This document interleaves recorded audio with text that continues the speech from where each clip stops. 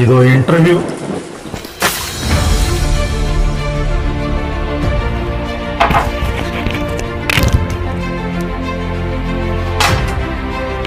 సమాధానం చెప్పే దమ్ముందో మీకు?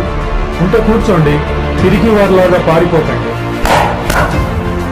ఇక్కడ ఏముంటే అదే చెప్తా. నీకు భయపడాలా ఏంటి? ఏం బెదిరిస్తున్నావా? ఏది నీ పంచాయతీ? మనిషా పశువా? చాలా తప్పు. సూటు బూటేసుకున్నదే బుద్ధి లేదు. ఇది తెలియకుండానే ఇంటర్వ్యూ చేస్తున్నావా? ఏం నువ్వు చెప్పాలా నాకు? 0-0.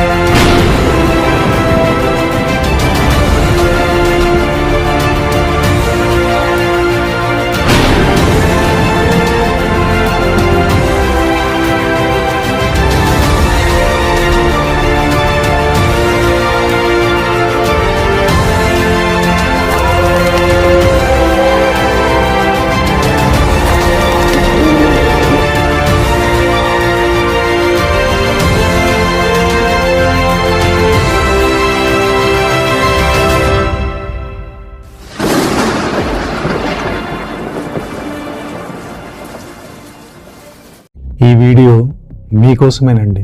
నా కోసమా? నేను అడిగానా? పేరు చూశారు కదా, మీ గురించి మీకు తెలియనిది. ఏంటి? నా గురించి నాకు తెలియని విషయాలా?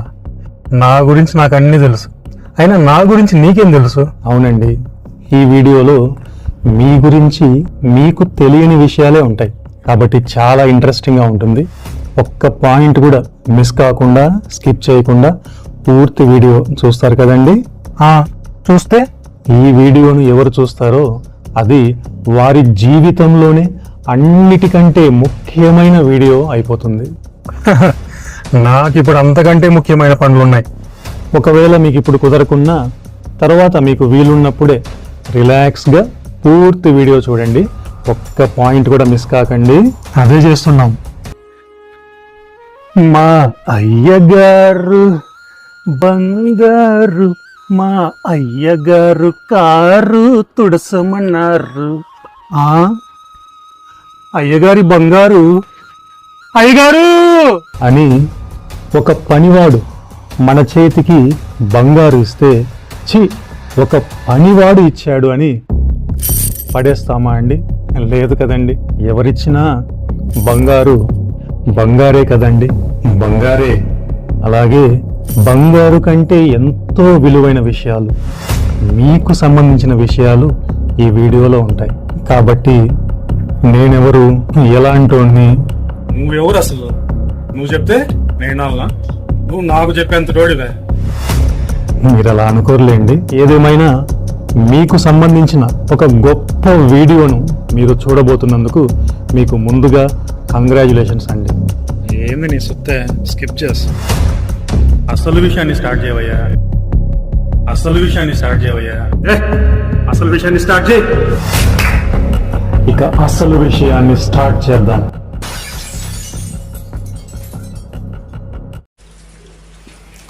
హాయ్ అండి, వెల్కమ్ టు అవర్ ఛానల్.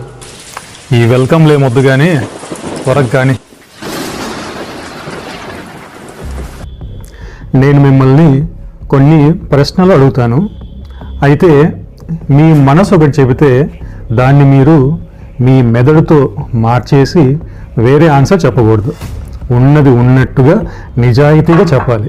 సరేనా అండి? ఇక్కడ ఏముంటే అదే చెప్తా. నీకు భయపడాలా ఏంటి? మొదటి ప్రశ్న, అమ్మ నాన్న భోంచేస్తూ ఉన్నారు. వాళ్ళు భోంచేస్తూ ఉంటే వాళ్ళ కొడుకు తాగేసి వచ్చాడు. తాగేసి వచ్చి తల్లిని తిట్టాడు. అడ్డుపడిన తండ్రిని కొట్టాడు. అలా చేయొచ్చా అండి? ఇదో ఇంటర్వ్యూ.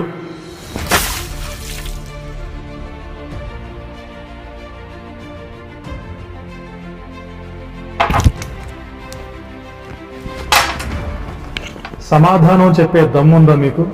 ఉంటే కూర్చోండి, పిరికి వారిలాగా పారిపోకండి.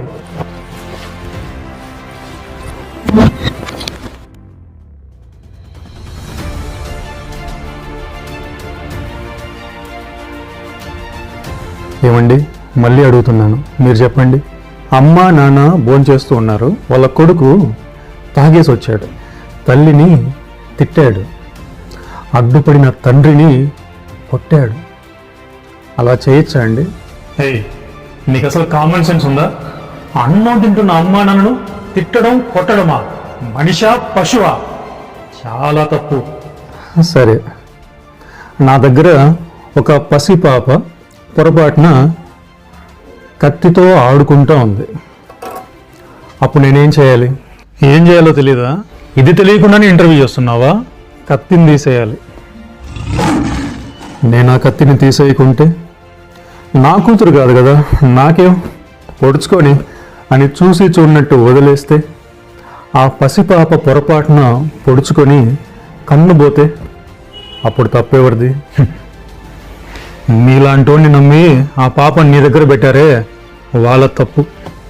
సూటు బూటు వేసుకున్నావే, బుద్ధి లేదు. చూసి కూడా ఆ పాప చేతిలో కత్తి తీనందుకు నీది ఇంకా పెద్ద తప్పు. అంటే నేను గొడవలేదు కదా, మరి నా తప్పు ఎందుకు అవుతుంది? ఎందుక? నువ్వు ఆ పాప చేతిలో కత్తి తీసుంటే ఆ పాప కన్ను పొడుచుకునేది కాదు. పసిపాప కంటే ఏం తెలియదు, నీకేం బుర్ర లేదా? సరే, ఒకవేళ ఈసారి నేనే ఆ కత్తి తీసుకొని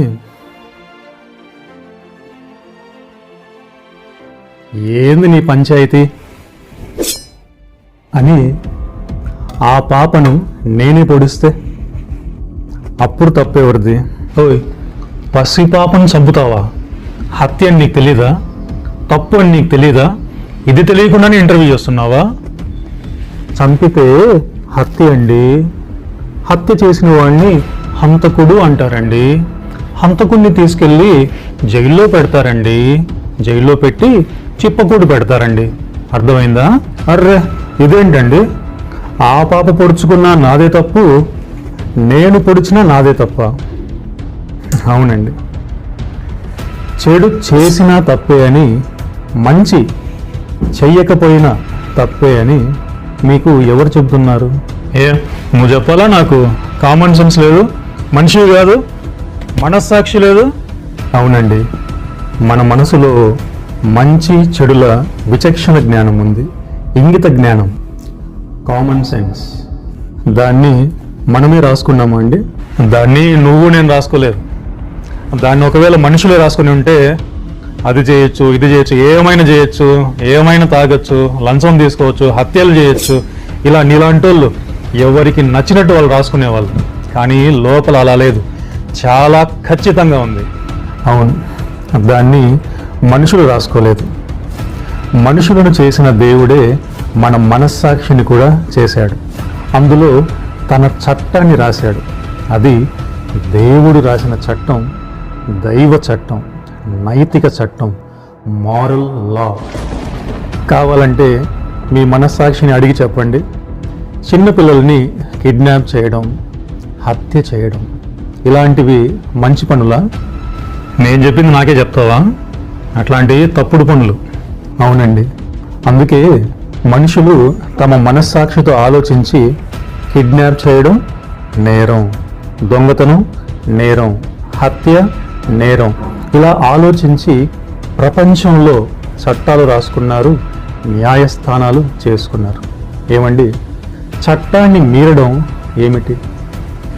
చట్టాన్ని మీరడం నేరం. Breaking the law is crime. ఏం బుక్ ఇది? ట్రాఫిక్ రూల్స్ బుక్కా? రెడ్ లైట్ పడినప్పుడు ఆగాలి, టికెట్ లేని ప్రయాణం నేరం.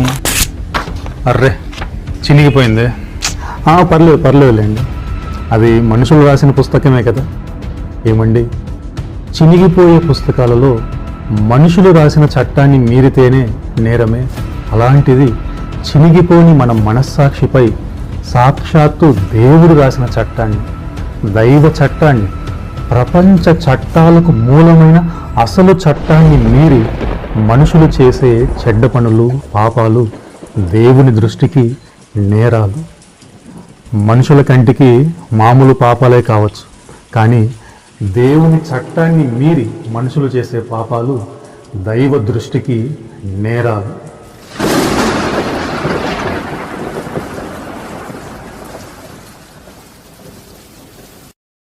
ఏమండి, దేవుడు రాసిన మీ మనస్సాక్షిని అడిగి చెప్పండి.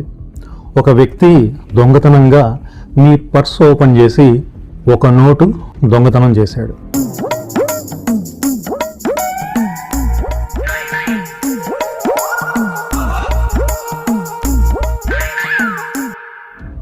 ఇంకో వ్యక్తి మీ పర్స్ ఓపెన్ చేసి 10 నోట్లు దొంగతనం చేశాడు.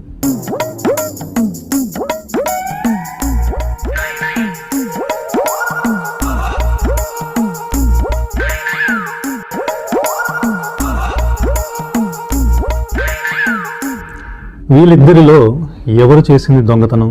ఏంది? దొంగతనంగా నా పర్సు టచ్ చేసేంత దమ్ము ఎవరికి ఉంది? అయినా నువ్వు అడిగేవాడు చెప్తున్నా. నా పర్సు టచ్ చేసి ఒక నోటు దొంగలించినా దొంగతనమే, 10 నోట్లు దొంగలించినా దొంగతనమే. చూడండి, మీ మనస్సాక్షిలో దేవుడు రాసిన చట్టం ఎంత ఖచ్చితంగా ఉందో చూడండి. కాబట్టి ఇక్కడ నేరం ఆ వస్తువు విలువని బట్టి కాదు, దొంగతనం తప్పు అని దేవుడు మన మనస్సాక్షిలో తన చట్టాన్ని రాశాడు. ఆ గీతను దాటి 1 అడుగు వేసినా దాటినట్టే, 100 అడుగులు వేసినా దాటినట్టే, మాట జవదాటినట్టే. కాబట్టి పెద్ద పెద్ద బ్యాంకులు దోచుకుంటేనే దొంగతనం అని కాదు. అది తులం బంగారు కావచ్చు, కిలో బంగారు కావచ్చు, 10 రూపాయలు కావచ్చు, 1000 రూపాయలు కావచ్చు. షాపులో కొట్టేసిన వస్తువులు, దొంగతనంగా ఎగ్జామ్లో కాపీ కొట్టి తెచ్చుకున్న మార్కులు, నకిలీ సర్టిఫికెట్లతో సంపాదించిన ఉద్యోగాలు, అబద్ధాలతో సంపాదించిన ఆస్తులు, పని దొంగలాగా జీతం తీసుకుంటూ కూడా తక్కువ పని చేయడం, దొంగ లెక్కలు రాయడం, మనుషులను దొంగలించడం, కిడ్నాప్, ఇలా మనది కానిది ఏది దొంగలించినా అది మన మనస్సాక్షిలోని దేవుని చట్టం ప్రకారం అది దొంగతనమే.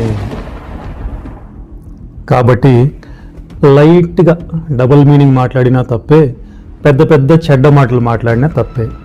చిన్నదైనా పెద్దదైనా అబద్ధం అబద్ధమే, తప్పు తప్పే, తప్పు ఎవరు చేసినా తప్పే. అవునండి, ఎప్పుడైనా దొంగతనంగా పక్కింటి పూలు పండ్లు కోసుకునేటప్పుడు పొరపాటున వాళ్ళు చూస్తే ఎందుకండి గుండె జల్లుమంటుంది?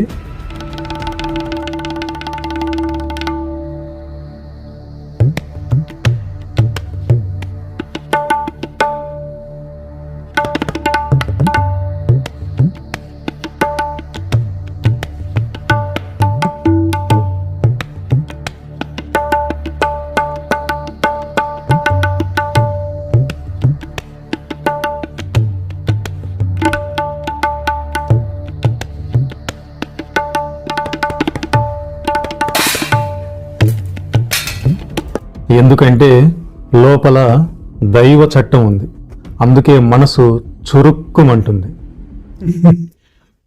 పోయి కలబందను కొట్టేస్తూ దొరికిపోయాడు ఎలమంద. ఏమండి, మీకు ఒక జోక్ చూపిస్తాను చూడండి. ఒక తండ్రి తన కాబోయే అల్లునితో మాట్లాడుతున్నాడు, చూడండి ఒకసారి. బాబు, నీకు నా కూతుర్నిస్తున్నాను కదా, ఇలా అడుగుతున్నానని ఏమనుకోవద్దు. నీకేమైనా చెడు అలవాట్లు అంటే సిగరెట్, మందు అలాంటివి ఏమైనా? అంకుల్, నాకు చాలా హెల్త్ కాన్షియస్ అంకుల్, నాకు అసలు దాని వాసన కూడా పడదు అంకుల్. చాలా సంతోషం నాయన. బాబు, ఇంకొకటి అడుగుతాను, ఏమనుకోవద్దు. నువ్వేమో సిటీలో పెరిగావు కదా, నీకేమైనా గర్ల్ ఫ్రెండ్స్ అలా ఏమైనా? అంకుల్, అసలు నా ఫ్రెండ్స్లో కూడా ఎవరు గర్ల్సే లేరు అంకుల్. చాలా సంతోషం ఆయన. నా కాబోయే అల్లునికి మందు అలవాటు లేదు, సిగరెట్ అలవాటు లేదు, గర్ల్ ఫ్రెండ్స్ లేరు. నా కూతురు ఎంతో అదృష్టవంతురాలు. అంకుల్, వీడికి ఒకే ఒక్క చెడ్డ అలవాటు ఉంది అంకుల్. వీడు పచ్చి అబద్ధాలు చెప్తాడు అంకుల్. ఇప్పుడు చెప్పండి, ఆ తండ్రి తన కూతుర్ని ఆ అబ్బాయికి ఇస్తాడా? ఏం పెద్ద పెద్ద చెడ్డ అలవాట్లు ఏం లేవంట కదా. అబద్ధాలు ఒకటే కదా. అబద్ధం ఎంత పనైనా చేయిస్తుంది.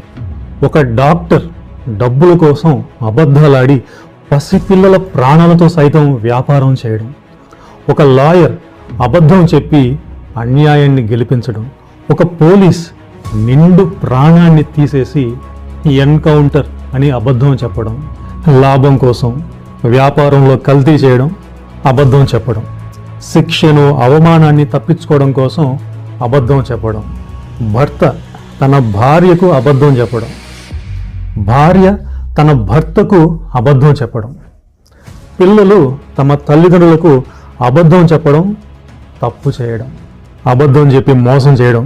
ఎందుకులేండి, అబద్ధం ఎంత పనైనా చేయిస్తుంది. మనుషులు తమ స్వార్థం కోసం అబద్ధం చెప్తారు, కానీ ఇతరుల మంచి కోసమే, లోక కళ్యాణం కోసమే అబద్ధం చెప్పాను అని కుంటిసాకు చెప్తారు. అది అబద్ధమే. ఏంటి, 1000 అబద్ధాలాడైనా ఒక పెళ్లి చేయాలా? అంటే పెళ్లి కొడుకు తరపున 500 అబద్ధాలు, పెళ్లి కూతురు తరపున 500 అబద్ధాలు, ఒక అబద్ధాన్ని కప్పిపుచ్చుకోవడం కోసం ఇంకొక అబద్ధం, ఇలాగా జీవితమే అబద్ధం అయిపోతుంది.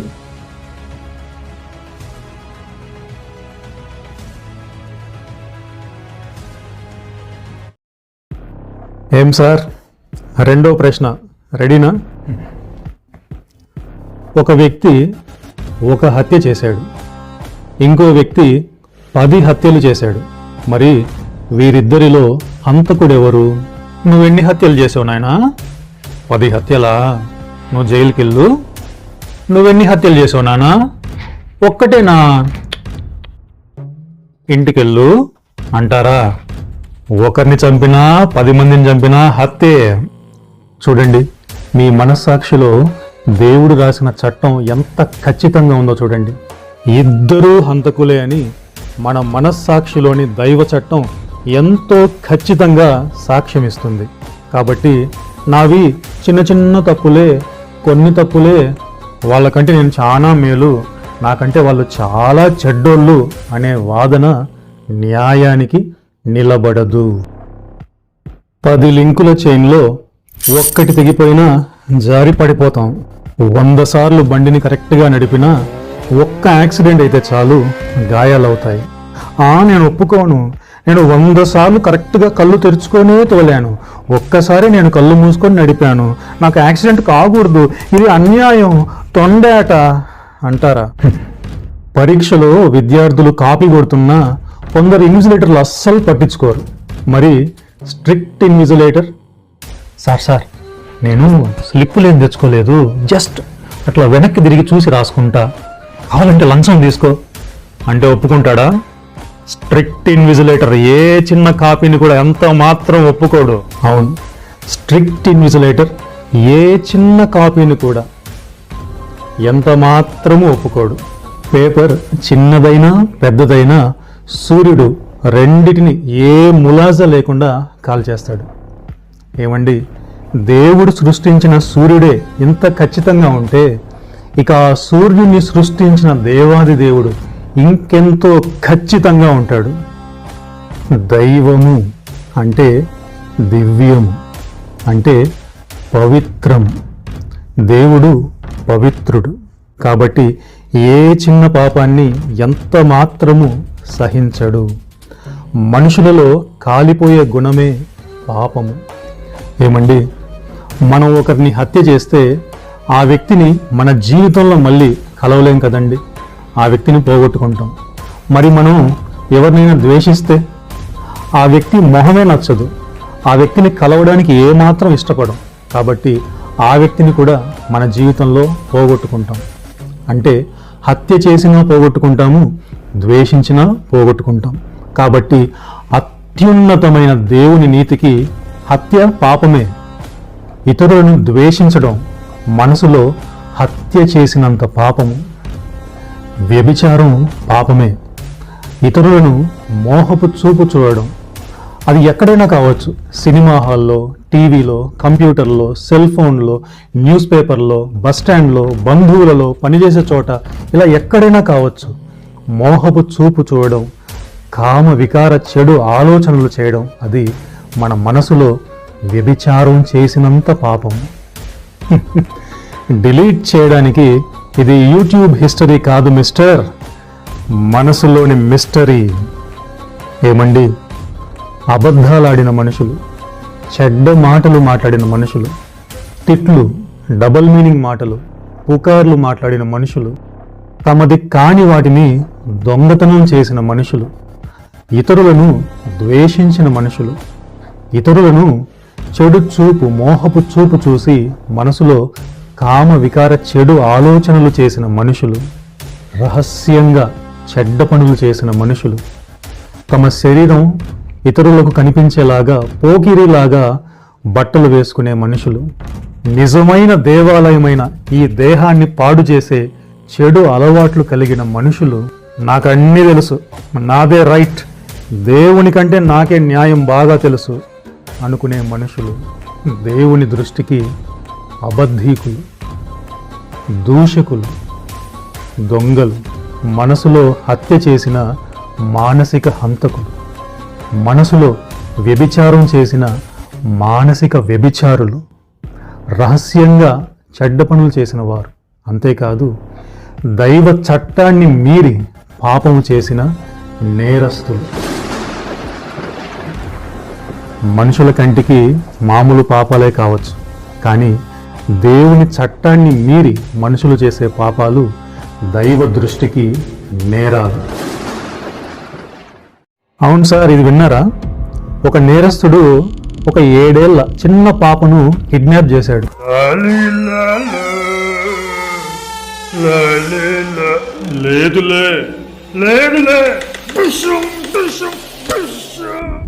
వారం రోజులు హింసించాడండి. పాపం అతని దెబ్బలకు తట్టుకోలేక ఆ పసిపాప చనిపోయింది. చెవులకు కాళ్ళకు ఉండేటివి ఏదో దొంగతనం చేశాడు, మొత్తానికి దొరికిపోయాడు.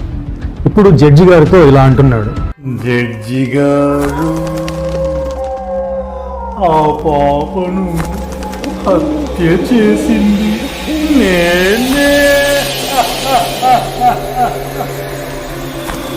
దొంగతనం చేసింది నేనే. ఒప్పుకున్నా కదా, చేసిన పాపం చెబితే పోతుంది అంటారు కదా, నన్ను విడిచిపెట్టండి. మరి జడ్జి గారు విడిచిపెడతారా? ఒప్పుకుంటే విడిచిపెడతాడా? విడిచిపెట్టాడు. అలా అయితే అందరూ హత్యలు చేసేసి నేనే చేశాను, ఒప్పుకున్నా కదా, నన్ను విడిచిపెట్టు అంటారు. ఒప్పుకున్నంత మాత్రాన నేరం చెల్లిపోదు బ్రదర్. అంటే ఏమర్థమవుతుంది?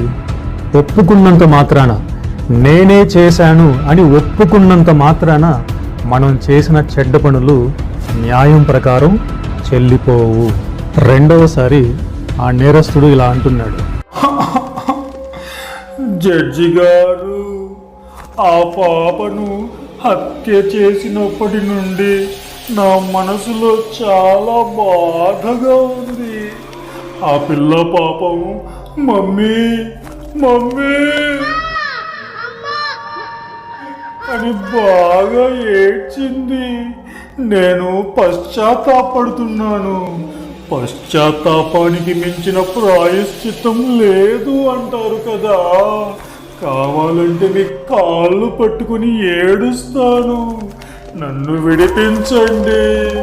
మరి జడ్జి గారు విడిచిపెడతారా?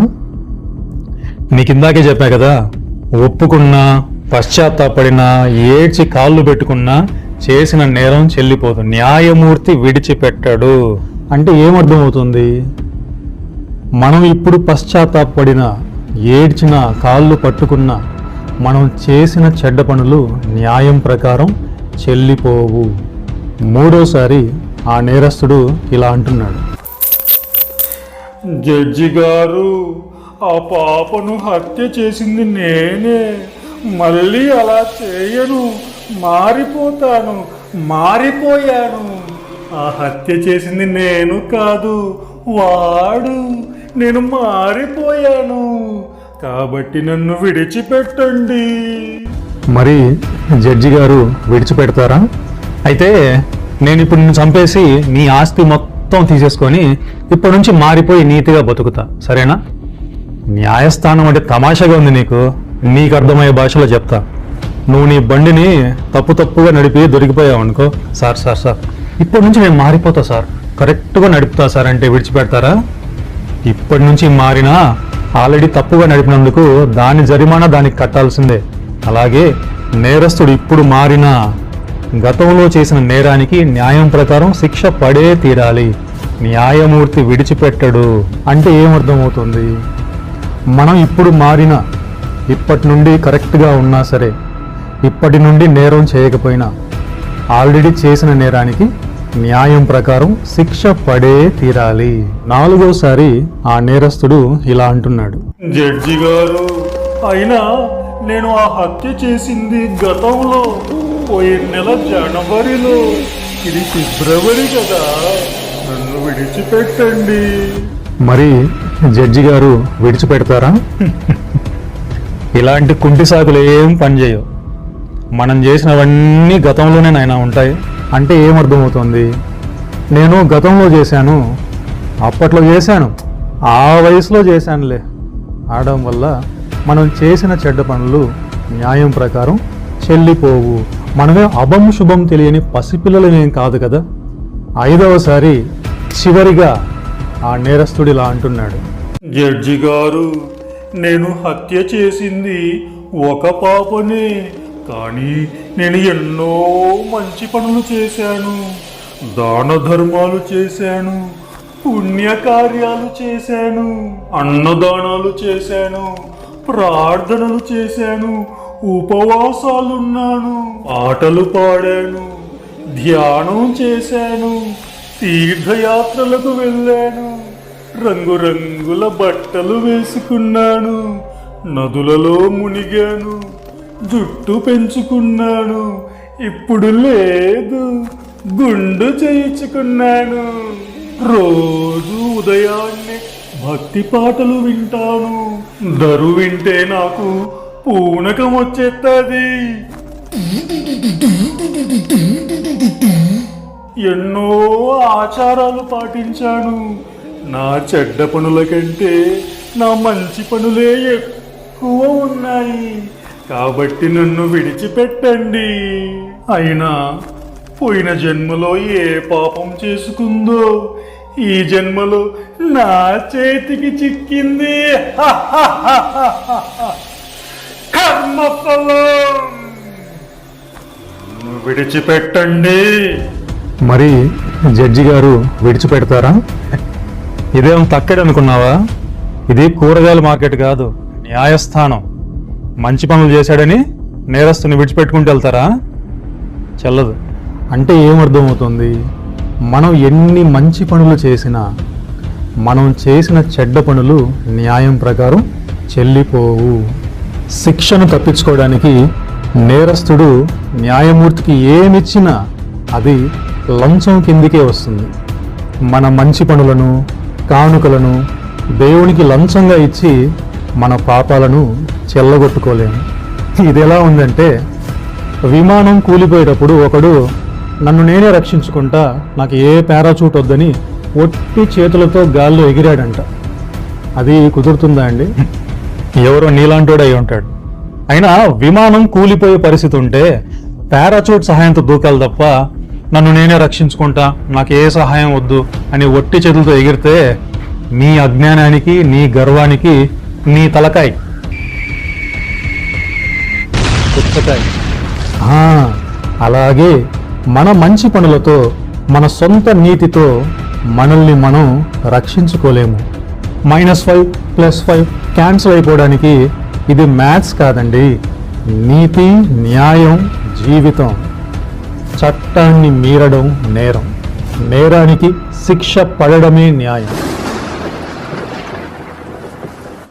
ఏమండి, ఒకవేళ ఆ జడ్జి గారు ఆ చిన్న పాపని హత్య చేసిన ఆ హంతకుణ్ణి శిక్షించకుండా ఊరికే క్షమించేశాను పో అని వదిలిపెడితే ఆ మాత్రం దానికి చట్టాలు ఎందుకు, న్యాయస్థానాలు ఎందుకు? నేరస్తుడిని న్యాయం ప్రకారం శిక్షించకుండా ఊరికే క్షమించాను పో అని క్షమించుకుంటూ వెళ్ళిపోతే న్యాయం తప్పినవాడవుతాడు. మరి న్యాయం తప్పిన న్యాయమూర్తి మంచి న్యాయమూర్తి అవుతాడా, చెడ్డ న్యాయమూర్తి అవుతాడా? న్యాయం తప్పినోడిని మంచోడు, అసలు న్యాయమే చెయ్యడు, మంచోడు అంటారా? న్యాయం తప్పిన న్యాయమూర్తిని చెడ్డ న్యాయమూర్తి అంటారు. మరి న్యాయమూర్తి న్యాయం పాటించాలి అంటే ఏం చేయాలి? నేరస్తుడిని న్యాయం ప్రకారం శిక్షించే తీరాలి. ఏమండి, మనం మనుషులమే, మరి ఈ లోకంలోని న్యాయమూర్తే న్యాయం తప్పకూడదే? అలాంటిది సమస్త లోకాలను సృష్టించి మనకు ఏది న్యాయము ఏది అన్యాయము తెలిసేలా మంచి చెడుల విచక్షణ జ్ఞానం ఇచ్చిన దేవుడు న్యాయం తప్పుతాడా అండి? ఎన్నటికీ తప్పడు. దేవుడు మంచివాడే, అంత మాత్రాన న్యాయం తప్పుతాడని కాదు. దేవుడు న్యాయం తప్పనంత మంచివాడు, న్యాయం తప్పడు కాబట్టే మంచివాడు. ఒకవేళ న్యాయం తప్పితే చెడ్డవాడైపోతాడు. దేవుడే న్యాయం పాటించకపోతే ఇక న్యాయాన్ని పాటించేది ఎవరండి? దయ్యమా? న్యాయం చేయలేకపోవడం కూడా అన్యాయమే. న్యాయం చేయలేనివాడు, అన్యాయం చేసేవాడు దేవుడు ఎలా అవుతాడు?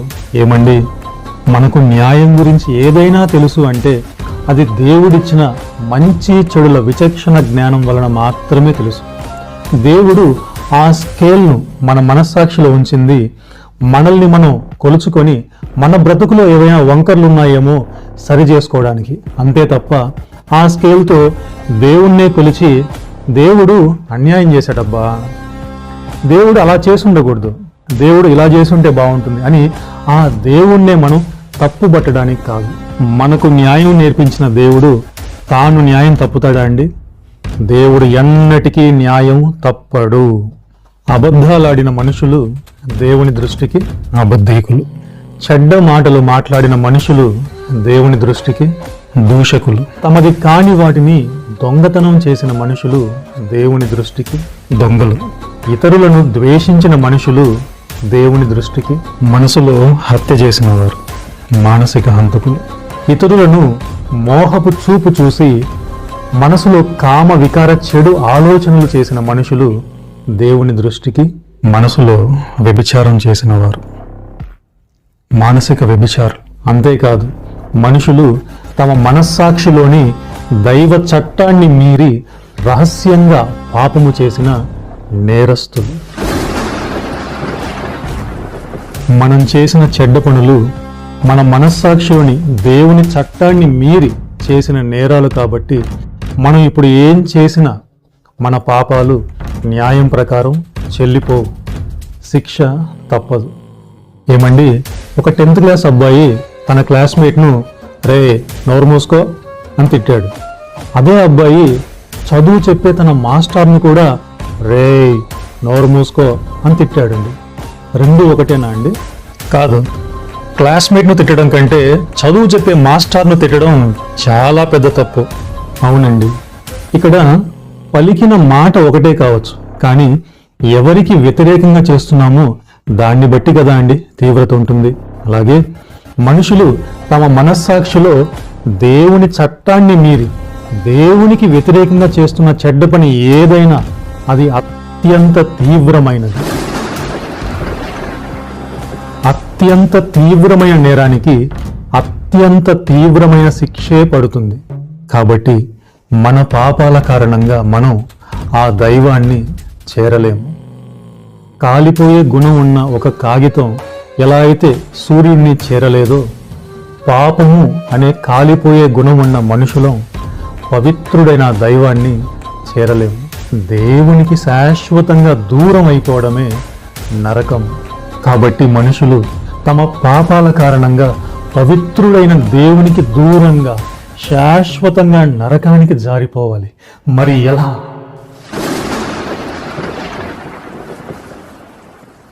ఏమండి, ఒక వ్యక్తి తన బండిని రాంగ్ రూట్లో అండి ఓవర్ స్పీడ్తో రెడ్ సిగ్నల్ పడినా సరే ఆగకుండా చాలాసార్లు సిగ్నల్ జంప్ అయ్యాడు. నో పార్కింగ్ దగ్గర పార్కింగ్ చేశాడు. మొత్తానికి దొరికిపోయాడు. అధికారులు అతనికి భారీ ఫైన్ వేశారు. ఏం సార్ ఎందుకు కట్టాలో ఫైన్? వాళ్ళందరూ రాంగ్ రూట్లోనే పోతున్నాడు చూడు, వాడు చూడు సెల్ ఫోన్ మాట్లాడుతూ పోతున్నాడు. మరి దానికి ఆ అధికారి ఏమంటాడు? కరెక్టే, వాళ్ళని కూడా పట్టుకుంటాం, ఇప్పుడు నువ్వు పట్టుబడ్డావు, నీది నువ్వు కట్టు అంటారు. నా దగ్గర డబ్బులు లేవు. ఇలా అంటే అయితే అరెస్ట్ చేస్తా, జైలుకు బదా అంటారు. ఇది అతని పరిస్థితి. ఇది తెలుసుకొని అతని ప్రాణ స్నేహితుడు ఒకడు వచ్చాడు. సార్ ఇతను నా ప్రాణ స్నేహితుడు సార్, ఇతని బదులు ఆ జరిమానా ఏదో నేను కడతాను సార్, దయచేసి ఇతన్ని ఈసారి విడిచిపెట్టండి సార్. అతనికి డబ్బులు ఎక్కువైనట్టున్నాయి. ఏమి ఇతను అడిగాడా నా బదులు కట్టు అని? అతనికి డబ్బులు ఎక్కువే కాదండి, తన ప్రాణ స్నేహితుడి కోసం, స్నేహం కోసం తాను ఎండలో వానలో చెమటోడ్చి నిజాయితీగా కష్టపడి సంపాదించిన డబ్బును తన స్నేహితుని బదులు జరిమానాగా కట్టి తన ప్రాణ స్నేహితుడిని విడిపించుకున్నాడు. రే, ఇంకోసారి అలాగ తప్పుగా నడపొద్దురా, ఇబ్బందిలో పడొద్దురా అని తన స్నేహితునికి బుద్ధి చెప్పాడు. ఏమండి, ఒక వాహనాన్ని తప్పుగా నడిపితే డబ్బును జరిమానాగా కడితే సరిపోతుందేమో, కానీ మనుషులు తమ జీవితాన్ని తప్పుగా నడిపి పాపం చేశారు. పాపము చెల్లిపోవాలంటే మనం దేవునికి కట్టాల్సింది డబ్బులు, చిల్లర, కానుకలు, లంచం కాదు. బంగారు కొండలు సైతం దేవుని సృష్టి. మరి దేవుడు మన చిల్లర ఆశిస్తాడా అండి? ఒక ముళ్ళును ముళ్ళుతో తీయచ్చేమో కానీ బురదను బురదతో కడగలేం. పాపము చెల్లిపోవాలంటే కట్టాల్సిన జరిమానా డబ్బులు, కానుకలు, చిల్లర, లంచం కాదు.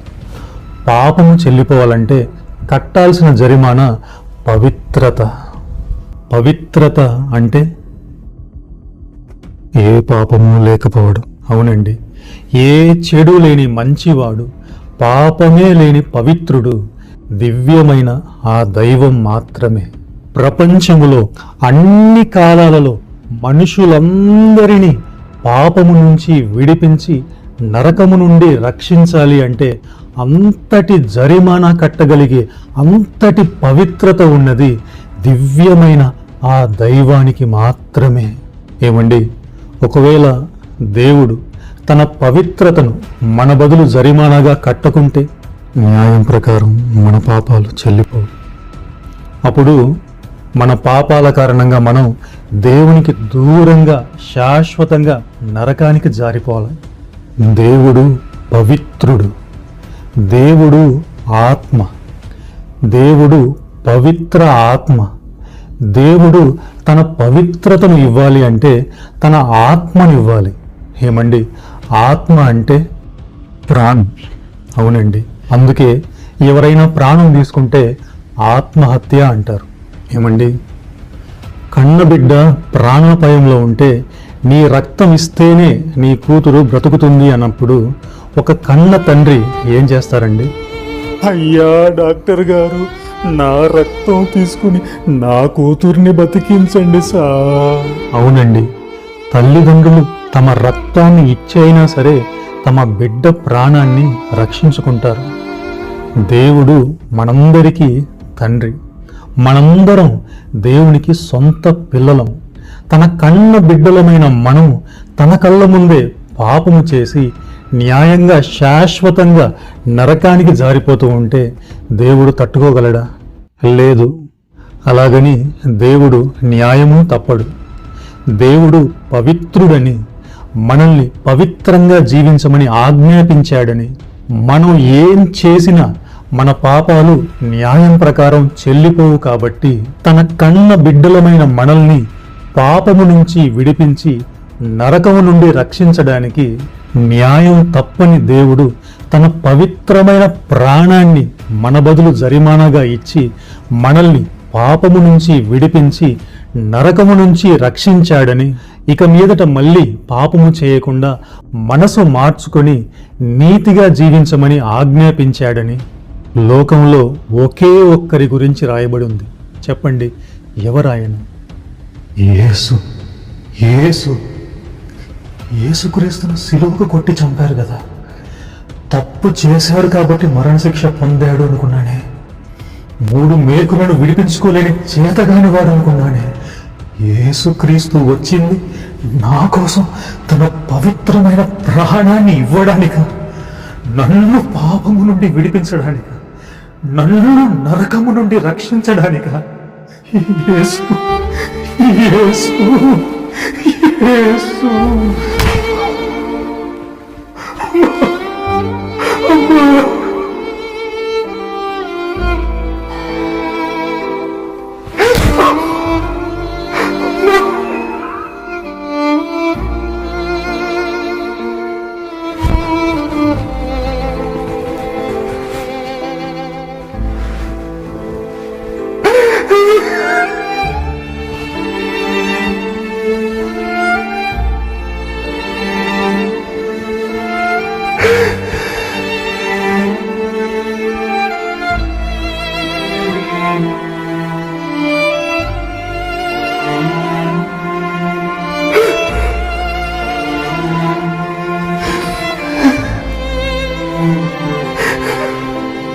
ఈ చేతులు మంచివి కాదు, ఈ చేతులు మంచివి కాదు.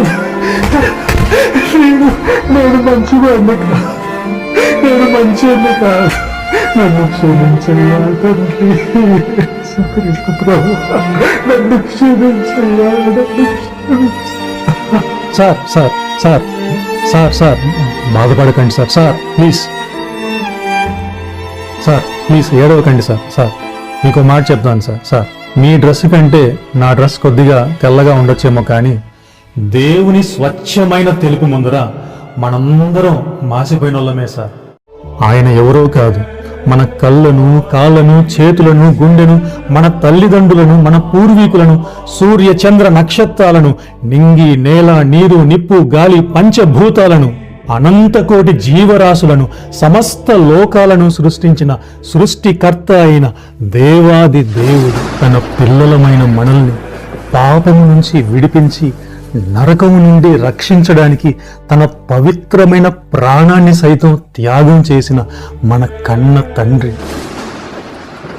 ఏమండి, ఒక ధనికుడు పేదవాళ్ళతో కలిసి కింద నేల మీద కూర్చున్నాడు అనుకోండి, అప్పుడు లోకం ఎంత సింప్లిసిటీ, ఎంత తగ్గింపు అని ఆయన్ను పొగిడేస్తుంది. మరి దేవుడు మనందరికంటే గొప్పవాడు కదా. మోక్షంలో ఆయన మహిమ ఎంత గొప్పదో కదా. అలాంటి దేవుడు తనని తాను తగ్గించుకొని తన మహిమను విడిచిపెట్టి మనుషులమైన మన కోసం మట్టిలోకి వచ్చాడు. మనిషి రూపంలో భూలోకానికి వచ్చాడు. మనుషుల కాళ్ళు కడిగాడు. ఎన్నో అవమానాలు పడ్డాడు. చెంప దెబ్బలు తిన్నాడు, కొరడా దెబ్బలు తిన్నాడు. ముఖం మీద ఉమ్మి వేసినా సహించాడు. అవమానకరంగా బట్టలు తీసి సిలువకేసి చేతులకు కాళ్లకు మేకులు అంటగొడితే ఊరుకున్నాడు. తన పిల్లలమైన మన కోసం, మన కన్న తండ్రి అయిన దేవాది దేవుడు చివరికి తన ప్రాణాన్ని సైతం త్యాగం చేసి మనం కట్టలేని ఆ జరిమానాను తన పవిత్రమైన ప్రాణంతో ఆయన కట్టి మనల్ని ప్రతి పాపము నుండి న్యాయంగా ప్రేమతో రక్షించాడు. అందుకే దేవుడిని రక్షకుడు అంటాం. ఇప్పుడు అర్థమైందా దేవుడు ఎందుకు ప్రాణం పెట్టాడో? ఆయన భూలోకానికి వచ్చిందే మన బదులు తన పవిత్రమైన ప్రాణాన్ని జరిమానాగా కట్టి మనల్ని ప్రతి పాపము నుండి విడిపించి శాశ్వత నరకం నుండి రక్షించడానికి. దేవుడు శరీర రూపంలో భూలోకానికి రాకముందు కూడా ఆత్మ రూపంలో ఆయన ఎప్పుడూ ఉన్నవాడే. సార్ మీ పేరేంటి? అమల్. ఇంగ్లీష్లో అమల్, హిందీలో ఏ భాషలో అయినా నా పేరు అమలే. చూడండి, మనిషి పేరు అన్నది నామవాచకము. అందుకే భాష మారినా శబ్దం మారదు. మనుషుల పేరుకు మంచి అర్థమే ఉండొచ్చు, కానీ వాళ్ళు చేసే పనులు చెడ్డగా ఉంటాయి. ఉదాహరణకు మీ పేరు అమల్, ఆ మల్, మలినము లేనివాడు అని. కానీ మీరు ఎన్ని చెడ్డ పనులు చేశారో మీ మనస్సాక్షికి తెలుసు, దేవునికి తెలుసు. మనుషులమైన మన పేరు వేరు, మన తీరు వేరు. కానీ దేవుని పేరు మనుషుల పేరులాగా ఏదో నామకే వాస్తి నామవాచకము కాదు. ఉదాహరణకు మంచి అనే పదాన్ని ఇంగ్లీష్లో ఏమంటారండి? గుడ్. హిందీలో అచ్చా. చూడండి, భాషకు శబ్దం మారుతుంది. శబ్దం మారినా అర్థం ఒకటే. అలాగే దేవుడు మనల్ని పాపము నుంచి విడిపించి నరకము నుండి రక్షించాడు కాబట్టే ఆయన రక్షకుడు. రక్షకుడు అనే పదాన్ని ఇంగ్లీష్లో సేవియర్ అంటాం, గ్రీకు భాషలో ఈసస్ అంటాం, లాటిన్ భాషలో యేసూస్ అంటాం. యేసు అంటే అదేదో పేరు కాదు, రక్షకుడు అని అర్థం. దేవుని గుణమే దేవుని నామం. ఏమండి, మరణం దేవుణ్ణి బంధించగలదా? లేదు. దేవుడే అన్నిటికంటే గొప్పవాడు. దేవుడు అన్నిటికంటే గొప్పవాడు. మరణం దైవాన్ని బంధించలేదు. అందుకే దేవుడు ఆ మరణాన్ని ఓడించి చావునే చావు దెబ్బ కొట్టి తిరిగి ప్రాణంతో లేచాడు. మన ఆత్మకు శాశ్వతమైన జీవితం ఉంది అని నిరూపించాడు. లోకానికి తీర్పు తీర్చి శాశ్వతమైన న్యాయం చేయడానికి రెండవసారి మళ్ళీ వస్తాడు. అదే యుగాంతం. ఇప్పటికీ గిట్టని వారు పుట్టించే నిందలను, పుకార్లను, అవమానాలను శిలువగా భరిస్తూనే ఉన్నాడు. సృష్టిని సృష్టించిన సృష్టికర్త అయిన దేవాది దేవుణ్ణి కాకుండా సృష్టిలో ఉన్న చెట్లను, జంతువులను, మనుషులు చేసిన వస్తువులను, ఊహలను, ఇక వేటిని పూజించినా లోకానికి అభ్యంతరం ఉండదు. ఎందుకంటే అవేవి కూడా పాపము చేయవద్దు అని ఆజ్ఞాపించవు కదా. దొంగకు పోలీసు నచ్చడు. అలాగే పాపాన్ని ప్రేమించే మనుషులకు పవిత్రంగా జీవించండి అని ఆజ్ఞాపించే పవిత్రుడైన దేవుడు నచ్చడు. మనకు నచ్చని దాని గురించి ఎవరు ఏది చెడుగా చెప్పినా నిజమే అనుకోకూడదండి. అయినా సత్యం ఏమిటో మన మనస్సాక్షి ఆధారంగా చూశాం. తమ మనస్సాక్షినే నమ్మని వారు ఇక ఇతర ఆధారాలను ఎలా నమ్ముతారు? అందుకే నిందలు, పుకార్లు, అపార్థాల గురించి ఎక్కువ వివరణ ఇవ్వడం లేదు. ఎందుకంటే సత్యం మన మెదడులో లేదు, మన మనస్సాక్షిలో ఉంది.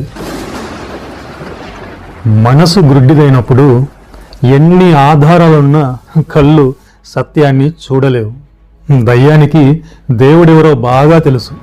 అందుకే వీధుల్లో రికార్డింగ్ డ్యాన్సులు ఆపని లోకం సత్యాన్ని ప్రకటిస్తే మాత్రం రగిలిపోతుంది.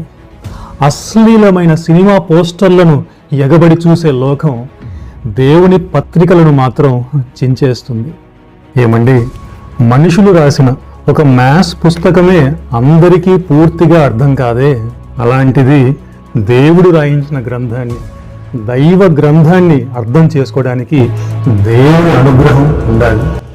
నేను తప్పు చేశాను అని ఒప్పుకొని తనని తాను తగ్గించుకునే వారికి మాత్రమే అది అర్థమవుతుంది. నాదే రైట్, నాకు అన్నీ తెలుసు, దేవుని కంటే న్యాయం నాకే బాగా తెలుసు అని గర్వపడే వారికి, పాపాన్ని ప్రేమించే వారికి ఉపమానాలతో రాయబడిన సత్యం అర్థం కాదు. ఇదొకసారి చదవండి. మాస్కులే కుండాలో నికిరా కూడదు. కుండాలో ఏంటండి? కుండ బిర్యానీ లాగా? అది కాదు. మాస్కు లేకుండా లోనికి రాకూడదు. పోనీ రెండో లైన్ చదవండి. రెండో లైను నేను చదువుతాను, వినండి. మా నాన్నకు కడుపు నొప్పి. ఈ లైన్లో నొప్పి అనే చివరి పదం లేకుండా చదవండి. మా నాన్నకు కడుపు.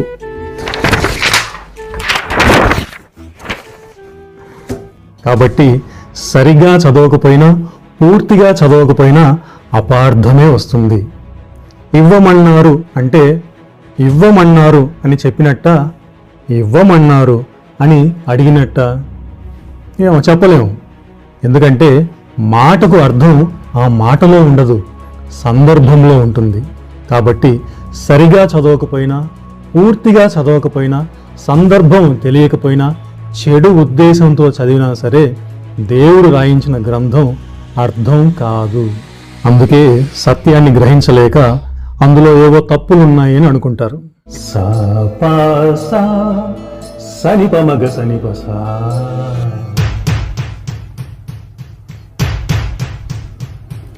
సగమపమగ సగమపమగ సగమపమపమపని పమప సరిగ పద పగ పద పగద గపద పగరి సరి గరి సారిమ పనిస రిమ పనిస మపని సరి మారి పమారి సరి సామ సామ సామ పద సరి రి సాదపమ్మ మపదద్దాప మపదద్దాప మపదద్దాప మప సదా పమ పదసా పమ పదరి సరిరి సరిరి సరిరి సరిరి సరి సద సరి ద సరి పద సరి మ పద సరి రి మ పద సరి సరి మ పద సరి అని సగ పద రి మ ప సగ మగ సమగ సని ద మగ పాట పాట పాట పంచామృతం.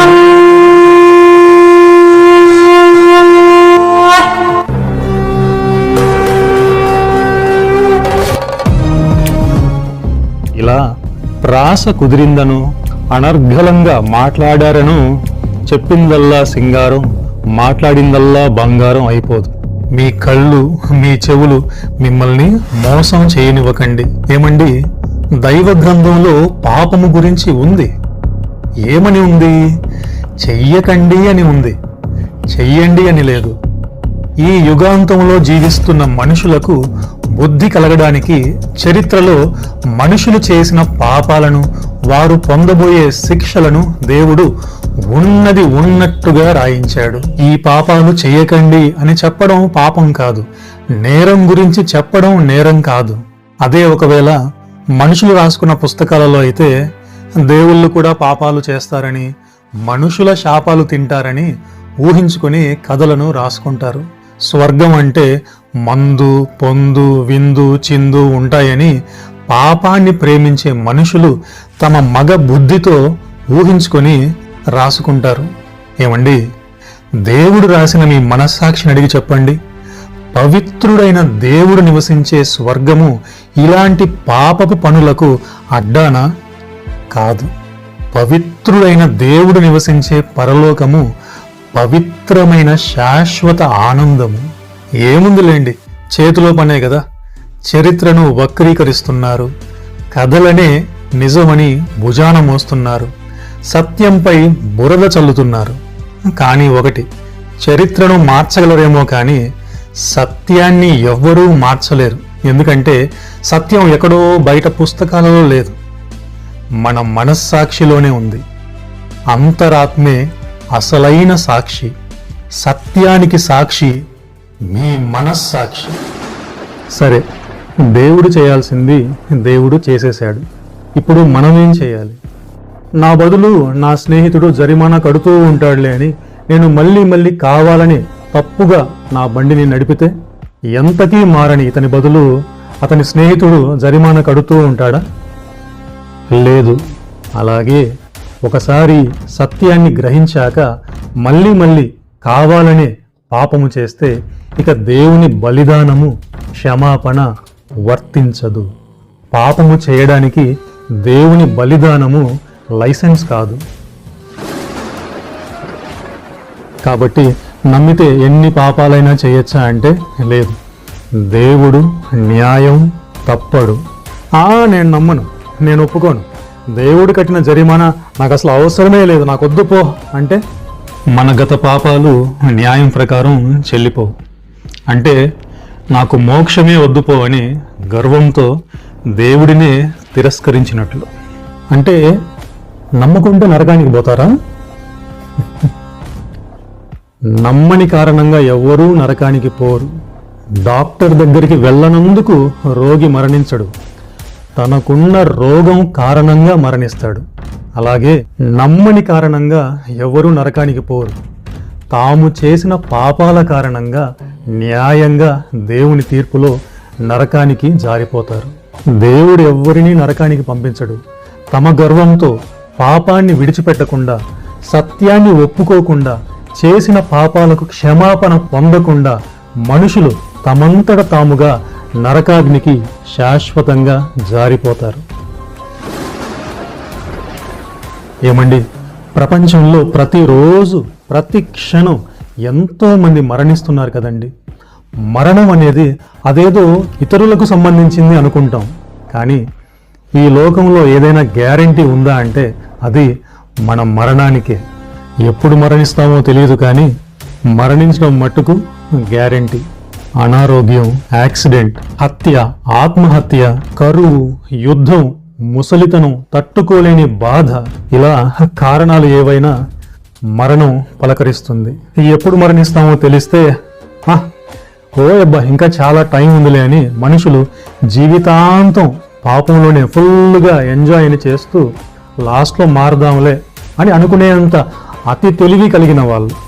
అందుకే దేవుడు ఎంతో తెలివిగా మన మరణాన్ని రహస్యంగా ఉంచాడు.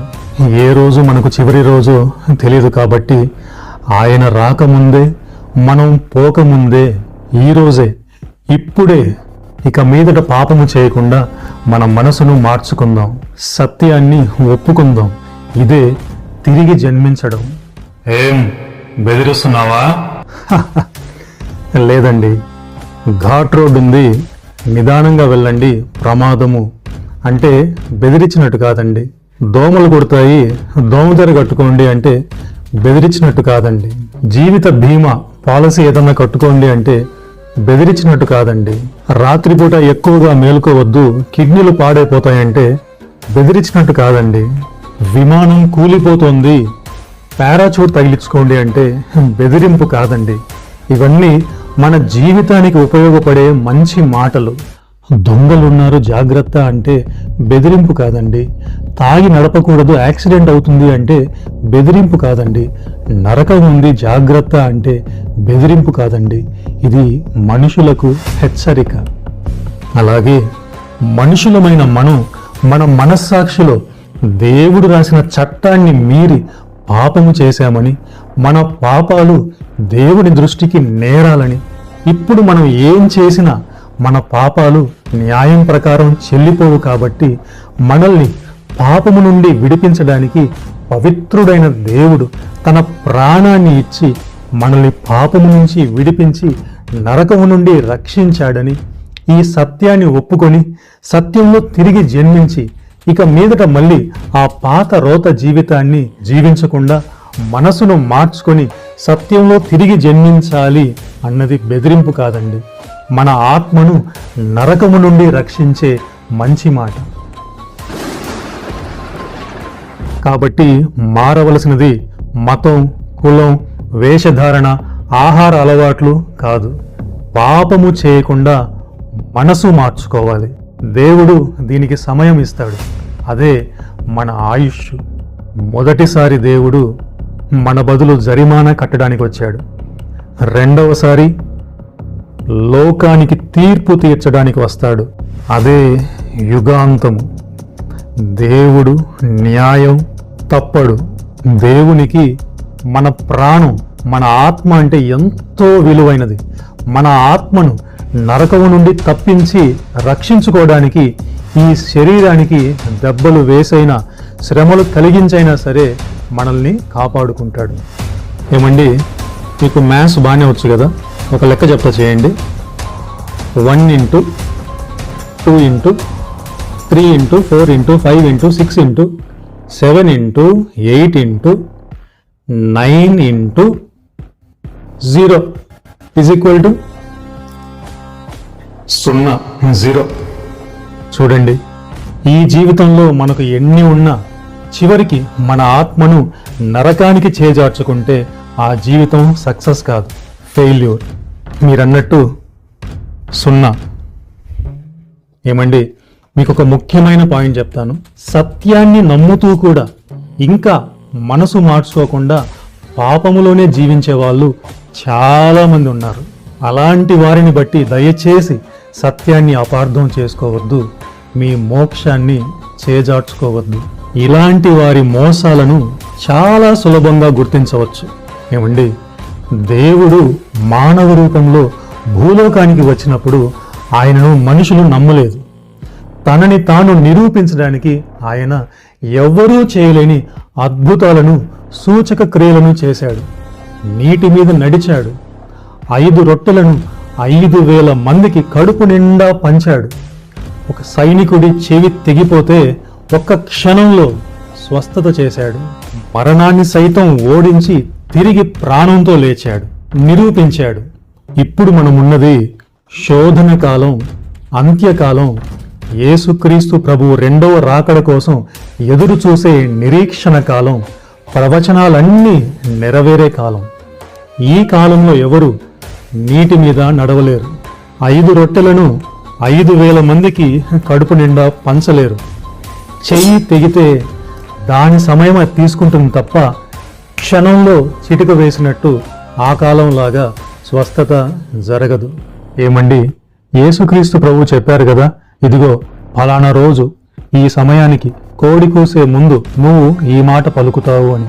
మరి మాకు దర్శనం కలుగుతుంది, భవిష్యత్తులో జరగబోయేది బయలుపడుతుంది అని చెప్పేవారు ఏది ఎప్పుడు ఎక్కడ ఏ సమయానికి జరుగుతుందో డేటు, టైము, ప్లేస్ చెప్పి ప్రవచించగలరా?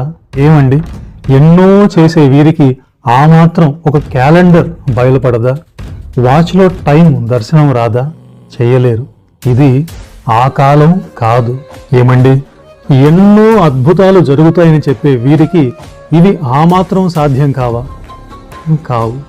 మోసం చేస్తున్నవారు, దేవుని సేవను వ్యాపారం చేస్తున్నవారు, దేవుని దీవెనలు అంటే డబ్బు డబ్బు డబ్బు డబ్బు అని దేవుని సంఘాన్ని దోచుకుంటున్నవారు దొరికిపోతారు.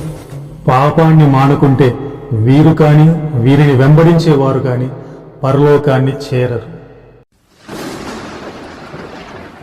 సార్ అమల్ గారు, జీతానికి పని చేయడం ఏంటి? ఉద్యోగం. మరి లాభానికి పని చేయడం వ్యాపారం.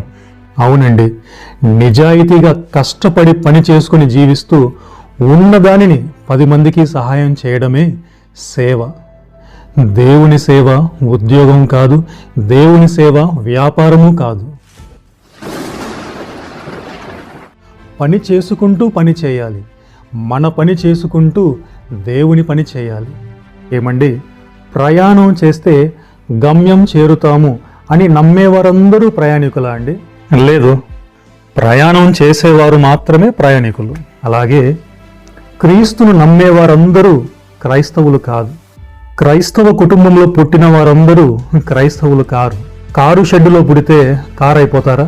అలాగే క్రైస్తవ కుటుంబంలో పుట్టినంత మాత్రాన క్రైస్తవులు కారు. క్రీస్తు మాట ప్రకారం జీవించేవారు మాత్రమే క్రైస్తవులు. అది ఎవరైనా. ఇందులో కుల, మత, ప్రాంత, లింగ, వర్ణ, వయో, ఆర్థిక, సామాజిక, ప్రాంత భేదాలు లేవు. ఏమండి, ఎక్కువ మంది ఇలాంటి నామకార్థపు విశ్వాసులే ఉన్నారు. క్రీస్తును నమ్మేవారందరూ క్రైస్తవులు కారు. యేసుక్రీస్తు ప్రభువు దేవుడు అని దయ్యాలకు కూడా తెలుసు. మరి దయ్యాలు క్రైస్తవులా? పరలోకానికి వెళ్తాయా? క్రీస్తును నమ్మేవారందరూ క్రైస్తవులు కారు. వీరు చర్చికి వెళ్తారు, ప్రార్థనలు చేస్తారు, సంఘంలో కానుకలిస్తారు, తిరిగి బయటికి వచ్చాక మళ్ళీ మామూలే. అబద్ధాలు ఆడతారు, చెడు మాటలు మాట్లాడతారు, చెడు చూస్తారు, డబ్బు డబ్బు డబ్బు మోసం చేస్తారు. పాపము మానకుంటే, సత్యంలో తిరిగి జన్మించకుంటే నరకం తప్పదు, దేవుడు న్యాయం తప్పడు. అయినా మోసం చేస్తున్న వారిది సగం తప్పే, మోసపోతున్న వారిది మిగతా సగం తప్పు. ఎందుకంటే మనుషులు తమ స్వార్థం కోసం, తమ దురాశల కోసం అలాంటివి సపోర్ట్ చేసే బోధకులనే వాళ్ళు ఎంకరేజ్ చేస్తారు. పాపం గురించి, సత్యం గురించి, తీర్పు గురించి చెబితే వీరికి నచ్చదు. డబ్బు డబ్బు, ఆశీర్వాదం, ఇల్లు, ఉద్యోగం ఇవి కావాలి. అంగడిలో సరుకుల లిస్టు కాదు ప్రార్థన అంటే. ఒక రూము నిండా ట్యాబ్లెట్లు ఉన్నాయి, మరి నేనే ట్యాబ్లెట్ వేసుకోవాలి చెప్పండి? అలా ఎలా చెబుతాం? మీకున్న జబ్బేంటో ముందు తెలియాలి. అవునండి, ఏ ట్యాబ్లెట్ వేసుకోవాలో తెలియాలంటే అసలు ముందు మనకున్న జబ్బేంటో తెలియాలి. అలాగే ఈ ప్రపంచం నిండా అబద్ధాలున్నాయి. ఏది సత్యమో అర్థం కావాలి అంటే ముందు మన గురించి మనకు తెలియాలి. అదేనండి ఈ షార్ట్ ఫిల్మ్. మనస్సాక్షిలోని దేవుని చట్టం గురించి తెలియని వారికి పాపం గురించి తెలియదు. పాపం గురించి తెలియని వారికి రక్షకుని గురించి అర్థం కాదు. ఎక్కడ పుట్టాం, ఏ దేశంలో పుట్టాం, ఏ కులంలో పుట్టాం, ఏ మతంలో పుట్టాం, ఏ ఇంట్లో పుట్టాం, ఇది కాదు ముఖ్యం. సత్యంలో తిరిగి పుట్టడం ముఖ్యం. ఏమండి, రోగం వచ్చాక మందు కనుక్కుంటారా? ఏదైనా మందు కనుక్కున్నారు కాబట్టి దానికి తగినట్టుగా రోగం వస్తుందా? రోగం వచ్చాకే కదండి ఔషధం తయారు చేస్తారు. అంటే మందు కంటే రోగం పాతది కాబట్టి రోగమే గొప్పది అంటారా? కొత్తదైనప్పటికీ రోగాన్ని పోగొట్టి ఆరోగ్యాన్ని ఇచ్చే ఔషధమే గొప్పది. ఇక్కడ మనం చూడవలసినది కొత్తదా పాతదా అని కాదు, మంచా చెడా, నిజమా అబద్ధమా, సత్యమా అసత్యమా. మనుషుల మేధస్సు చాలా గొప్పది, కానీ సత్యం మెదడులో లేదు, మనస్సాక్షిలో ఉంది. ఏమండి, పచ్చటి పొలంలో తెల్లటి పావురం నిలబడి ఉంది. అబ్బా, ఎంత తెల్లగా ఉంది. కాసేపట్లో ఆ ఉదయం మంచు కురిసిందా? ఈ మంచు తెల్లదనం ముందర ఈ పావురం అరే అంత తెల్లగా లేదే అని అర్థమైంది. ఉదయాన్నే బయటికి వచ్చి స్వచ్ఛమైన గాలి అని అనుకుంటాం. కానీ విమానంలో పైకి వెళుతూ చూస్తే మన నగరం అంత స్వచ్ఛంగా లేదని, కాలుష్యంలో ఉన్నామని అర్థమవుతుంది. అలాగే మనం కూడా ఇతరులతో పోల్చుకొని అరే మనం చాలా మేలే, మనకంటే వాళ్ళే చెడ్డోళ్ళు అని అనుకుంటాం. మనం పోల్చుకోవలసినది ఎన్నో వంకర్లు కలిగిన సాటి మనుషులతో కాదు, క్రీస్తు అనే నిలువు గీతతో పోల్చుకున్నప్పుడే మన బ్రతుకులో ఎన్ని వంకర్లున్నాయో అర్థమవుతుంది. దేవుని స్వచ్ఛమైన తెలుపు ముందర మనుషులందరము మాసిన వాళ్ళమే. గదిలో టేబుల్ చాలా శుభ్రంగా కనిపించవచ్చు, కానీ ఒకసారి కర్టన్ ఓపెన్ చేస్తే టేబుల్ మీద ఉన్న దుమ్ము మనకి అర్థమవుతుంది. అంటే వెలుతురు దుమ్మును సృష్టించలేదు, ఉన్న దుమ్ముని స్పష్టంగా చూపించింది. అలాగే మనల్ని మనం మంచి వాళ్ళం అనుకుంటాం, కానీ దేవుని 10 ఆజ్ఞలు అనే దీపములో మన బ్రతుకును చూసుకుంటే మంచి అనిపించుకునే అర్హత మనుషులెవ్వరికీ లేదు అని మనకు అర్థమవుతుంది. దేవుడొక్కడే మంచివాడు, పాపము లేని పవిత్రుడు. ఎవరో ఒక పెద్ద ఆయనతో ఇలా అన్నారంట, ఏమయ్యా జీవితం అంతా దేవుని పని చేశావు కదా, ఈ వయసులో కూడా అవసరమా అని. దానికి ఆ పెద్ద ఆయన, అంటే నా దేవుడు వచ్చే సమయానికి నన్ను ఖాళీగా ఉండమంటారా అన్నాడంట. దీపం ఉండగానే ఇల్లు చక్కబెట్టుకోవాలి అన్నట్టు ప్రాణం అనే ఈ దీపం ఉండగానే శరీరం అనే ఈ ఇంటిని, మనసు అనే ఈ పూజ గదిని చక్కబెట్టుకుందాం.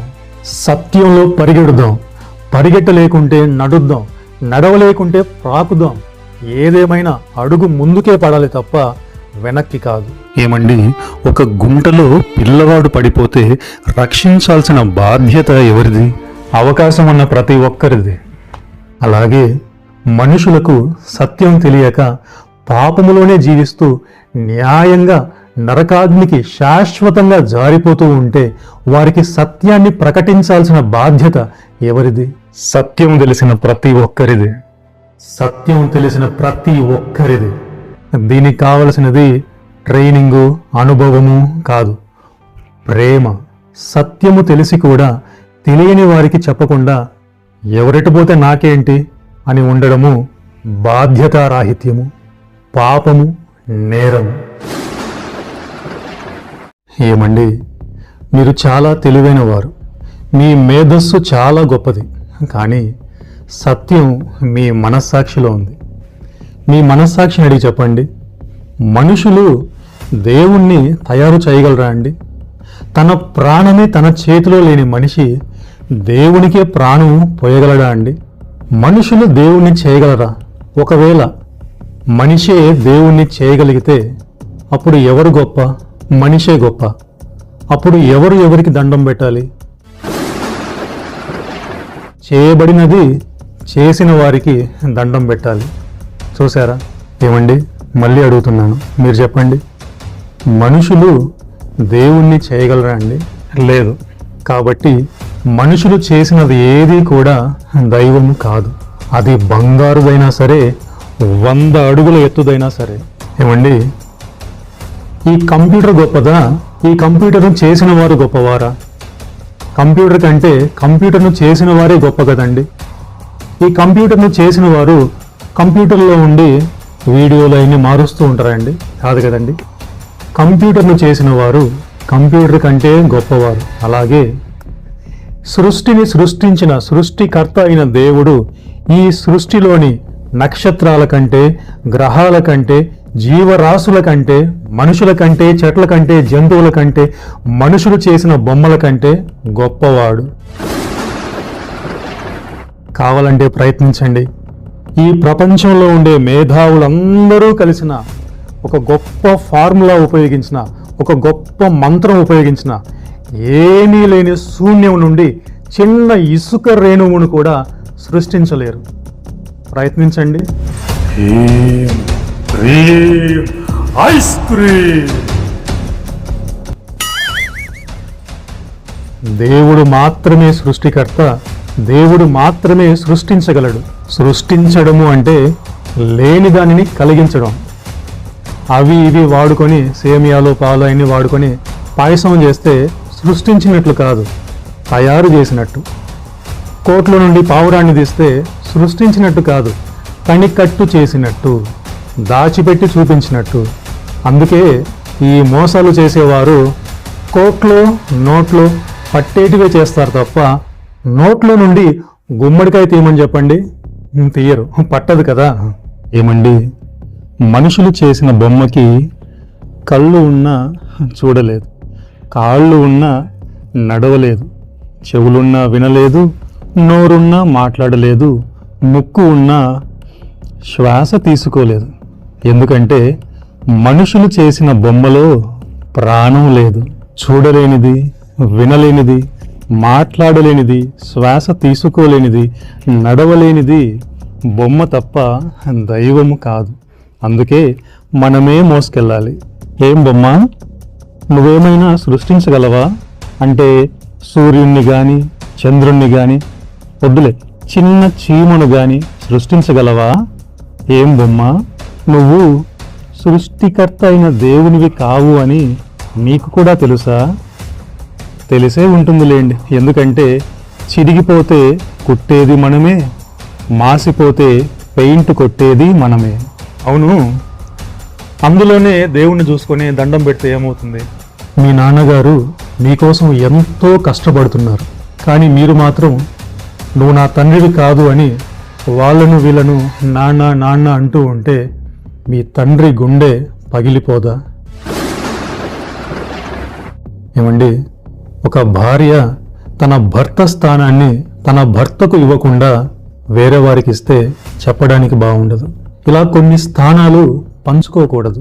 దేవుని స్థానం దేవునికి మాత్రమే ఇవ్వాలి. ఈ సృష్టి మొత్తం దేవునిదే. అలాంటి దేవునికి కావలసినది మన కానుకలు, చిల్లర, మన ఆస్తిపాస్తులు, మళ్ళీ పెరిగే జుట్టు కాదు. మన మనసులో దేవుని స్థానం. ఆ స్థానం ఆయనది మాత్రమే, ఆయనకు మాత్రమే. ఏమండి, మనుషులు దేవుణ్ణి బంధించగలరా అండి? ఏం మాట్లాడుతున్నావు? జూలో జంతువు అనుకున్నావా బంధించడానికి? బాగా చెప్పారు. కాబట్టి గుడి అంటే పాపము చేసిన మనుషులు తమ పాపపు చేతులతో కట్టిన గోడలు కాదు. దేవుడు మనుషులు కట్టిన గోడలలో ఉండడు. దేవుడు దేవుడే కట్టుకున్న గుడిలో ఉంటాడు. అదే మన శరీరం. ఈ దేహమే దేవుని ఆలయం. అందుకే నిజమైన దేవాలయమైన ఈ దేహాన్ని పాడు చేసే చెడు అలవాట్లు పాపము. పాపానికి జీతము నరకము. ఏమండి, ఒక పక్క లంచాలు తీసుకుంటూ చెడ్డ పనులన్నీ చేస్తూ మరో పక్క అన్నదానాలు చేస్తే చెల్లుతుందా అండి? చచ్చా, అదేం పద్ధతి? తప్పుడు పనులు చేస్తూ దేవునికి లంచంగా ఇచ్చే మంచి పనులు మురికిగుడ్డ లాంటిది, మసిగుడ్డ కంటే అసహ్యమైనది. చెల్లదు. అలాగే సత్యాన్ని ఒప్పుకోకుండా పాపాన్ని మానకుండా ఎన్ని మంచి పనులు చేసినా అవి చెల్లవు. ఈ పిడికిలు చూసారా? ఇందులో మానవ ధర్మం ఉంది. 1, సత్యాన్ని ఒప్పుకోవాలి. 2, చెడు చేశాను అని ఒప్పుకోవాలి. 3, చేసిన చెడుకి పశ్చాత్తాపడాలి, దేవునికి క్షమాపణ చెప్పాలి. 4, ఇక మీదట మళ్ళీ చెడు చేయకుండా మనసు మార్చుకోవాలి, సత్యంలో తిరిగి జన్మించాలి. 5, దేవుడు మనుషులలాగా అబద్ధాలు చెప్పడు, మాట తప్పడు. మాట తప్పని దేవుని మాట మీద ఆశతో ఎదురు చూడాలి, నిరీక్షించాలి. ఇదే మానవ ధర్మం.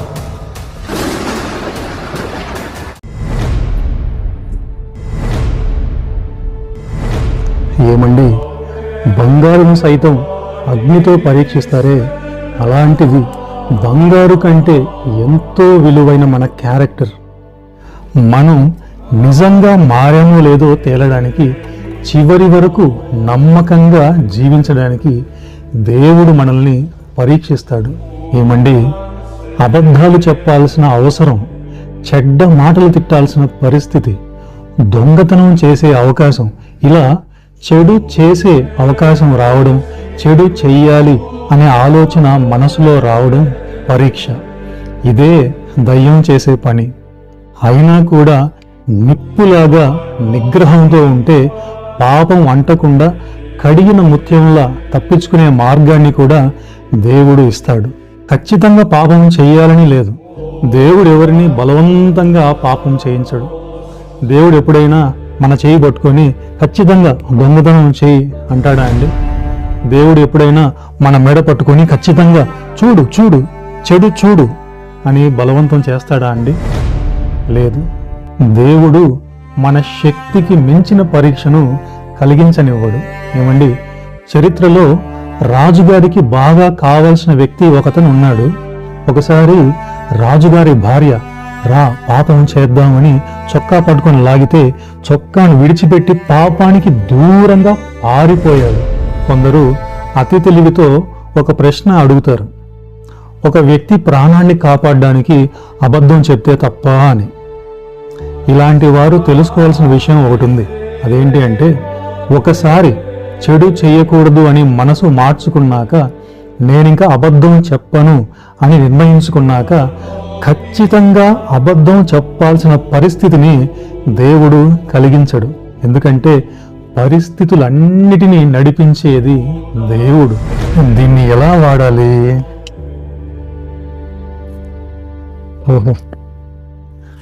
ఏమండి, ఒక వస్తువును తయారు చేసిన వారు దాన్ని ఎలా వాడాలో కూడా చెబుతారు. ఎందుకంటే తయారు చేసింది వాళ్ళే కదా. మన శరీరాన్ని, మన మనసును చేసింది దేవుడు కాబట్టి ఎలా వాడాలో చెప్పాడు. కావాలంటే అడగండి, దేవుడు రాసిన మీ మనస్సాక్షి ఏం చెబుతుంది? చెడు కానిది ఏదైనా చేయవచ్చు, మంచి కానిది ఏది కూడా చేయకూడదు.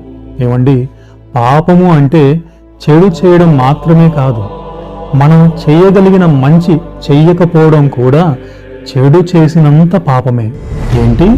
మీ అత్తది తప్పు, మీ మామది తప్పు, మీ ఆడబిడ్డది తప్పు, మీ తోడి కోడలిది తప్పు, మీ కోడలిది తప్పు, మీ అల్లుడిది తప్పు, మీ పై అధికారిది తప్పు, మీ కింద పనిచేసే వారిది తప్పు, అందరిది తప్పు, మీరు మాత్రమే పర్ఫెక్టా? చెప్పండి, మీ మనస్సాక్షి మీద చేసుకొని చెప్పండి, మీరు ఇంతవరకు ఏ తప్పు చేయలేదా? ఏమండి, మనం ఎలా అయితే తప్పులు చేస్తామో ఎదుటి వ్యక్తి అంతే. ఎవరి వీపు వారికి కనిపించదు. నేను మాత్రమే పర్ఫెక్ట్ అనుకోవడం గర్వము. అదే కదండి అసలు సమస్య. అది ఉన్నంత కాలం సత్యం అర్థం కాదు. మనకు నచ్చిన వారు మనకు ఉప్పు నీళ్ళిచ్చినా బా సూపర్, చాలా బాగుంది అంటాం. మనకి నచ్చని వారు మనకు చక్కెర ఇచ్చినా చేదుగా ఉంది అంటాం. ఈ పక్షపాతం వద్దు. ఏమండి పెద్దలారా, ఒకవైపు వయసు పైబడుతున్నా చింత చచ్చినా పులుపు చావదు అన్నట్టుగా కఠినమైన హృదయంతో జీవించకండి. మీరు గొప్పవారై ఉండొచ్చు, కానీ దేవుడు మీకంటే గొప్పవాడు. ఏమండి, మంచివాడైన దేవుడు చెడ్డవాళ్ళమైన మనల్ని క్షమించినప్పుడు చెడ్డవాళ్ళమైన మనము సాటి చెడ్డవారిని క్షమించలేకపోతున్నాము. బాగున్నారా? ఏమండి, మనసులో ద్వేషం పెట్టుకొని ఊరికే పైకి ఆహాహా అని నవ్వితే దేవుడు కనుక్కోలేడు అనుకుంటున్నారా? మనం ఇతరులను మనస్ఫూర్తిగా క్షమించకుంటే దేవుడు కూడా మనల్ని క్షమించడు. గర్వంతో సత్యాన్ని ఒప్పుకోకుండా, పాపము చేయకుండా మనసును మార్చుకోకుండా, చేసిన పాపానికి క్షమాపణ పొందకుండా పాపములోనే మరణిస్తే మన పాపాల కారణంగా న్యాయం తప్పని దేవుని తీర్పులో ఎక్కడికి వెళ్తాం? పాపానికి జీతము శాశ్వత నరకము. దేవుడు న్యాయం తప్పడు. ఈ లోకంలో మనుషులకు దొరకకుండా తెలివిగా ఈ లోక చట్టాలను తప్పించుకోగలమేమో కానీ దైవ చట్టాన్ని, దేవుని తీర్పును ఎవ్వరమూ తప్పించుకోలేము. ఏమండి, పాపము అనేది మెడకు ఉరితాడు వంటిది. ఇంకా ఏం కాలేదులే అనుకుంటాం కానీ ఏదో ఒక రోజు అది మనల్ని పట్టి లాగేస్తుంది, నరకానికి లాక్కొని పోతుంది. ఏమండి, ఫినిషింగ్ లైన్ ఈ జీవితం కాదు, దేవుని తీర్పు ఉంది, శిక్ష ఉంది. జాగ్రత్త, దొంగలున్నారు జాగ్రత్త అంటే బెదిరింపు కాదండి. తాగి నడపకూడదు, యాక్సిడెంట్ అవుతుంది అంటే బెదిరింపు కాదండి. నరకం ఉంది జాగ్రత్త అంటే బెదిరింపు కాదండి. ఇది మనుషులకు హెచ్చరిక. ఒక ఫుట్బాల్ ప్లేయర్ చాలా సిన్సియర్గా రాంగ్ రూట్లో తన్నుకుంటూ వెళ్ళి పొరపాటున సెల్ఫ్ గోల్ వేసుకున్నాడంట. అలాగే మనుషులకు ఎంత భక్తి ఉన్నా అది సరైన మార్గం కాకుంటే, అందులో సత్యస్వరూపి అయిన దేవుడు లేకుంటే ఆ భక్తి పై వేషం మాత్రమే. సత్యాన్ని ఒప్పుకుంటే సుఖమైన జీవితం ఉంటుంది అని చెప్పడం లేదు. సత్యం అనేది కేవలం ఈ జీవితంలోని అవసరాలకు, ఆశలకు సంబంధించింది మాత్రమే కాదు. సుఖమైన ప్రయాణం లేకపోవచ్చు, కానీ సురక్షితమైన గమ్యాన్ని, దైవాన్ని చేరుస్తుంది. ఏమండి, దేవుడంతటి వాడే బలవంతం చేయలేదు. మన నిర్ణయాలు మనం తీసుకునే స్వేచ్ఛనిచ్చాడు. నేనెవరండి బలవంతం చేయడానికి? సాటి మనుషుల మీదున్న ప్రేమతో, బాధ్యతతో సత్యాన్ని ప్రకటించాను అంతే. ఇక మీ ఇష్టం. అక్కడ కలుసుకుందాం. ఏమండి, ఇంత గొప్ప సమాచారం ఉన్న ఈ వీడియో మిమ్మల్ని చేరింది అంటే సత్యానికి మీరంటే ఎంత ఇష్టమో అర్థం చేసుకోగలరు. ఒకవేళ మనది తప్పు అయితే ఏం చేయాలి? కోప్పడాలా? బాధపడాలా? తప్పునే కొనసాగించాలా? సరి చేసుకోవాలా? ఇక నిర్ణయం మీ చేతిలో.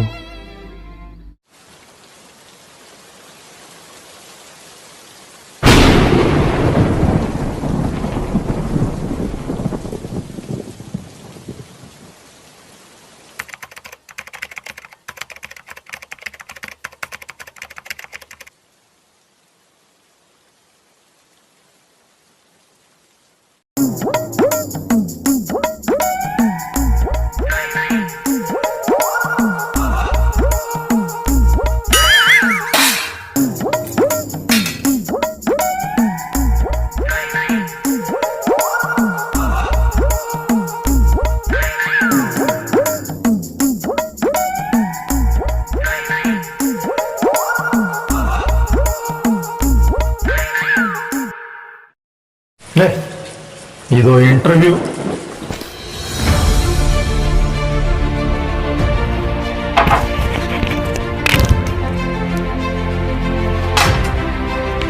సమాధానం చెప్పే దమ్ముందా మీకు?